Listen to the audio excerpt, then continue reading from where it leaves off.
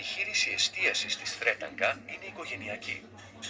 Έχοντας ζήσει χρόνια στην Ελλάδα και παντρευτεί Έλληνα, η κόρη της, η Μύριανα Σόγια Δημοπούλου, επέστρεψε τελικά στο Σβόρνικ και ανέλαβε τη διαχείριση των εστιατορίων της μητέρας της. Η Μύριανα θα μας μιλήσει για τη συνταγή της επιτυχίας τους, αλλά και για το Σβόρνικ.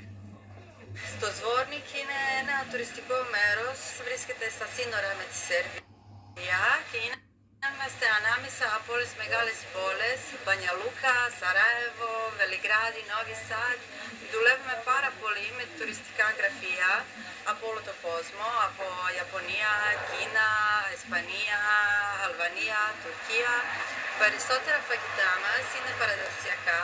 Το specialty του σπιτιού είναι τέλετινα ισποτσάτσα. Αυτό το φαγητό είναι κάτι που θέλουν πάρα πολύ οι πελάτες μας. Επίσης, επειδή είμαστε από το Σαράγεβο, φέραμε το φαγητό το τσεβάπι που φτιάχνεται με το παραδοσιακό τρόπο.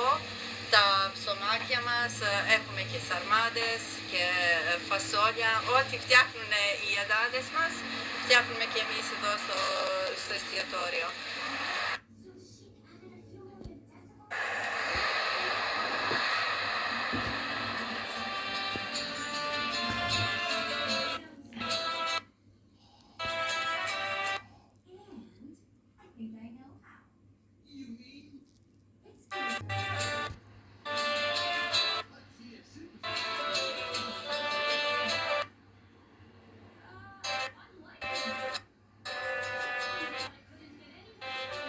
Στο Σβόρνικ το πλάτος του Δρύνου φτάνει τα 200 μέτρα, αλλά και αυτά δεν φτάνουν για να χωρίσουν τους Σέρβους που κατοικούν στις δύο όχθες του.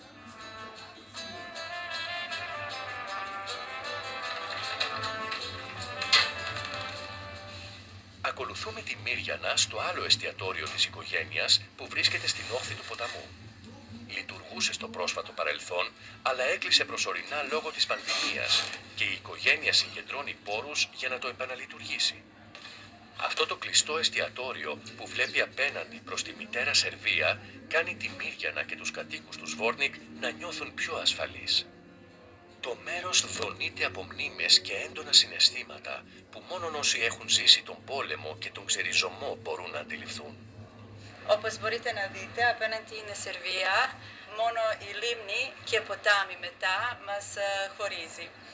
Εμείς τη Σερβία βλέπουμε σαν τη χώρα μας. Κάποτε πριν το πόλεμο δεν υπήρχαν εδώ σύνορα και για μας δεν υπάρχουν και τώρα. Υπάρχουν, αλλά εμείς δεν τα βλέπουμε και ακόμα και στα σύνορα τους αστυνομικούς τους ξέρουμε και όποιος περνάει πιο συχνά, παράδειγμα όταν πήγαινα εγώ στο σχολείο, δεν χρειαζόμουν να δίνω την ταυτότητα γιατί ήξερα ότι πάμε στο σχολείο και γερνάμε.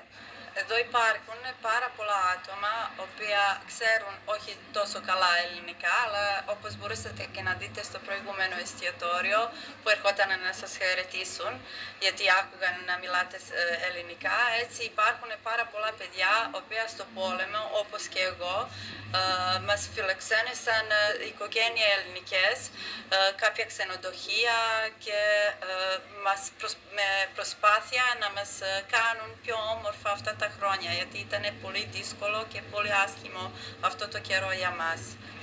Δρίνα είναι ένα πολύ όμορφο ποτάμι και αυτή τη λίμνη που φτιάξαμε επίσης είναι πάρα πολύ όμορφη. Όταν ξυπνήσουμε και βλέπουμε το νερό δίπλα μας, μας δίνει ενέργεια, όπως και ο ήλιος, όπως και τα δέντρα, το πράσινο. Κάποιος που θέλει να ηρεμήσει, να βρει τον εαυτό του, να γίνει καλά, να καταλάβει τι είναι όντως η ζωή και πόσο είναι σημαντική και όμορφη, για μένα είναι ιδανικό μέρος εδώ να έρθει και να μπορέσει πιο εύκολα να ακούσει τον εαυτό του.